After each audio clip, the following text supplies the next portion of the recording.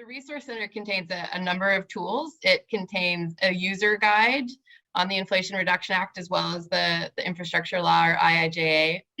And the purpose of those user guides is really to try and make this behemoth of a law a little bit more accessible to folks who aren't policy wonks like myself. So the user guide lays out sort of the top line significance of the law, which we've mostly been doing today already.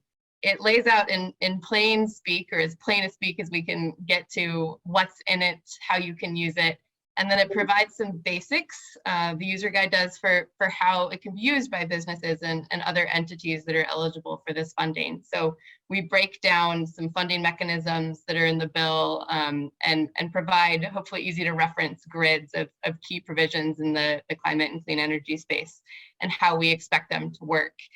Maybe one quick caveat here, just because I've seen a few comments on this in the chat. There's a big implementation process that still has to happen at the federal government, and so that'll be rolling out, we expect, this spring. First will come the IRS and the Department of Treasury, because they have jurisdiction over so many of those tax credits we've been discussing. So there's a little bit of a question mark on exactly how some of this will work, because we're waiting for the federal agencies to basically decide what that will look like. And then finally, in this resource center, we have a few other things that you can take a look at. There's some manufacturing, energy tax credit, and clean vehicle specific fact sheets that really hone in on those parts of the IRA.